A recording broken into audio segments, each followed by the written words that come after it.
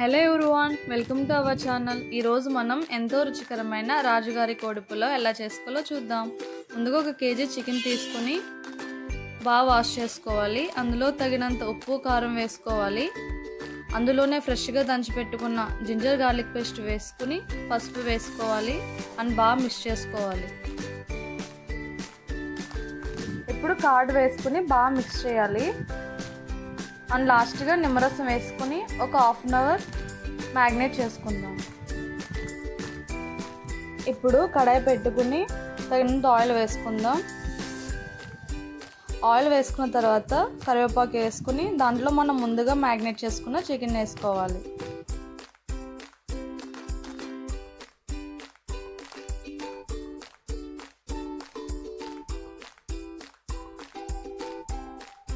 ఇప్పుడు మనం చికెన్ ఉడికిందో లేదో చూద్దాం. ఇప్పుడు దీంట్లోకి పచ్చిమిర్చిని యాడ్ చేసుకుందాం. పచ్చిమిర్చిని యాడ్ చేసుకుని ఒకసారి కలుపుకొని చికెన్ పౌడర్ మసాలాను యాడ్ చేసుకుందాం. యాడ్ చేసుకుని స్టవ్ ఆఫ్ చేసుకోవాలి. ఇప్పుడు స్టవ్ మీద వేరే కడాయి పెట్టుకుని 2 టేబుల్ స్పూన్ నెయ్యి వేసుకుని కొంచెం ఆయిల్ వేసుకోవాలి. దానిలోనే 8 ఎండుమిర్చి, 2 చిన్ని ఎల్లుల్లిపాయలు దంచిన వేసుకోవాలి. తర్వాత కరివేపాకు వేసుకోవాలి. కరివేపాకు వేసుకున్న తర్వాత కొంచెం వేపుకొని బిర్యానీ ఆకులు వేసుకోవాలి. బిర్యానీ ఆకులు వేగిన తర్వాత ఒక 5 చిన్న ఉల్లిపాయలు వేసుకోవాలి. ఉల్లిపాయలు కట్ చేయకూడదు, అలాగనే వేసుకోవాలి. దాంట్లోనే రైస్ వేసేసుకోవాలి. ఇది రైస్ క్లీన్గానే ఉంది కాబట్టి మేమేం కడగలేదు. కొంచెం రైస్ కడుక్కున్న వాళ్ళైతే వాష్ చేసుకోవచ్చు. దాంట్లోనే ఫ్రెష్గా దంచిన అల్లం వెల్లుల్లి పేస్ట్ వేసి బాగా మిక్స్ చేసుకోవాలి. ఇప్పుడు మనం ఆచి చికెన్ పౌడర్ మసాలా వేసుకోవాలి. వేసుకుని బాగా మిక్స్ చేసేసుకుని దాంట్లోనే కారం, సాల్ట్ వేసుకుని మిక్స్ చేసుకోవాలి.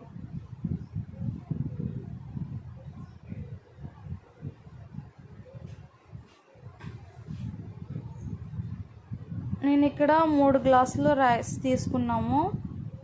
3 గ్లాసులకి 6 గ్లాసెస్ ఆఫ్ వాటర్ వేసుకోవాలి. రైస్ అలా వేపుకున్న తర్వాత మనం ముందుగా ఫ్రై చేసుకున్న చికెన్ని దీంట్లో వేసుకుని మిక్స్ చేసుకోవాలి.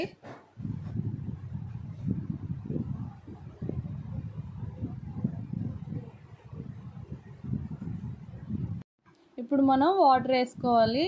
ముందు చెప్పినట్లుగా 3 గ్లాసెస్ ఆఫ్ రైస్కి 6 గ్లాసెస్ ఆఫ్ వాటర్ వేసుకోవాలి. బాగా కలుపుకొని హైలో పెట్టుకుని మూత పెట్టేసుకోవాలి. వాటర్ మరుగొచ్చిన తర్వాత సిమ్లో పెట్టుకుని ఒక 20 మినిట్స్ ఉంచితే వేడి వేడి రాజుగారి కోడిపులావ్ రెడీ.